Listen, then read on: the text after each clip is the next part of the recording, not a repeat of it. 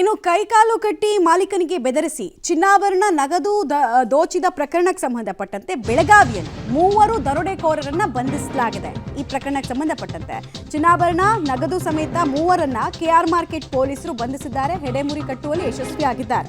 Avenue ರಸ್ತೆ ಸಮೀಪ ಮನೆಗೆ ನುಗ್ಗಿ ಈ ಗ್ಯಾಂಗ್ ದರೋಡೆ ಮಾಡಿತ್ತು. ಚಿನ್ನಾಭರಣದ ವ್ಯಾಪಾರಿ ನಾಗರಾಜು ಮನೆಗೆ ನುಗ್ಗಿ ದರೋಡೆಯನ್ನು ಮಾಡಿದ್ರು.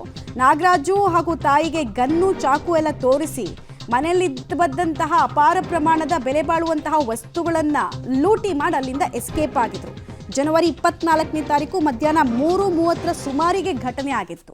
ಇನ್ಫ್ಯಾಕ್ಟ್ ಸಾರ್ವಜನಿಕರ ಓಡಾಟ ಇರೋ ಟೈಮ್ನಲ್ಲೇ ಅವ್ರ ಬಗ್ಗೆ ಚೆನ್ನಾಗಿ ಗೊತ್ತಿದ್ದವರಿಂದ ಈ ಕೃತ್ಯ ಆಗಿತ್ತು ಅಂತ ಕೆಲವರೆಲ್ಲ ಅಂದಾಜು ಮಾಡ್ತಾ ಇದ್ರು. ಫೈನಲಿ ಈಗ 3 ಜನರನ್ನ ಚಿನ್ನಾಭರಣ ಕೂಡ ಅವ್ರ ಹತ್ರ ಸಿಕ್ಕಿದೆ. ನಗದು ಕೂಡ ಸೆಕ್ಯೂರ್ ಮಾಡಿದ್ದಾರೆ ಪೊಲೀಸರು ಅನ್ನೋದು ಗೊತ್ತಾಗ್ತದೆ. ಡೀಟೇಲ್ಸ್ ಕೊಡ್ತಾರೆ, ನೇರ ಸಂಪರ್ಕದಲ್ಲಿ ಜಾಯ್ನ್ ಆಗ್ತಿದ್ದಾರೆ ನಾಗೇಶ್. ಪೊಲೀಸರ ಕಾರ್ಯಾಚರಣೆ ಈ ಪ್ರಕರಣದಲ್ಲಿ ಹೇಗಿತ್ತು, ಮತ್ತೆ ಪರಿಚಿತರಿಂದ ಆದಂತಹ ದರೋಡೆನಾ ಇದು? ಎಷ್ಟು ಚಿನ್ನಾಭರಣಗಳನ್ನ ಲೂಟಿ ಮಾಡಿದ್ರು ಈ ಮನೆಯಿಂದ ಅಂತ? ಮಮತಾ, 24ನೇ ತಾರೀಕು ಬೆಂಗಳೂರಿನ ಅವೆನ್ಯೂ ರಸ್ತೆಯಲ್ಲಿರುವಂಥ ನಾಗರಾಜ್ ಎಂಬ ಮನೆಗೆ ನುಗ್ಗಿದಂತಹ ದರೋಡೆಕೋರರು ಅವರಿಗೆ ಗನ್ನು ಮತ್ತು ಚಾಕುವಿಂದ ಬೆದರಿಸಿ ಅವರ ಮನೆಯಲ್ಲಿದ್ದಂತಹ ಚಿನ್ನಾಭರಣ ಮತ್ತು ನಗದನ್ನು ದೋಚಿಕೊಂಡು ಎಸ್ಕೇಪ್ ಆಗಿದ್ರು. ಇದು ಸಾಕಷ್ಟು ಸೆನ್ಸೇಷನ್ ಸುದ್ದಿಯಾಗಿದ್ದರಿಂದ ಮಾರ್ಕೆಟ್ ಪೊಲೀಸ್ ಠಾಣೆಯಲ್ಲಿ ಘಟನೆ ಸಂಬಂಧಪಟ್ಟಂತೆ ಒಂದು ದೂರು ಕೂಡ ದಾಖಲಾಗಿತ್ತು. 5 ಜನರ ತಂಡ ಮನೆಗೆ ಏಕಾಏಕಿ ನುಗ್ಗಿ ಮಾರಕಾಸ್ತ್ರಗಳನ್ನು ತೋರಿಸಿ ಜೊತೆಗೆ ಗನ್ನನ್ನು ಶೂಟ್ ಮಾಡ್ತೀವಿ ಅಂತ ಹೇಳಿ ಬೆದರಿಸಿ ನಮ್ಮ ಮನೆಯಲ್ಲಿದ್ದಂತಹ ಚಿನ್ನಾಭರಣ ಮತ್ತು ನಗದನ್ನು ದೋಚಿಕೊಂಡು ಹೋಗಿದ್ದಾರೆ ಅನ್ನುವಂಥ ಕಾರಣವನ್ನು ನೀಡಿ ದೂರನ್ನು ಕೊಟ್ಟಿದ್ರು.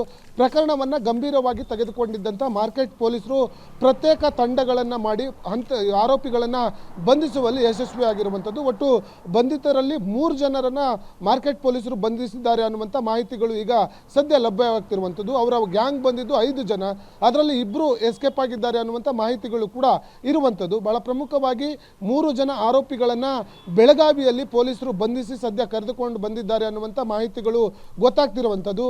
ಬಂಧಿತ 3 ಜನ ಆರೋಪಿಗಳನ್ನು ವಿಚಾರಣೆ ಮಾಡ್ತಿರುವಂಥದ್ದು.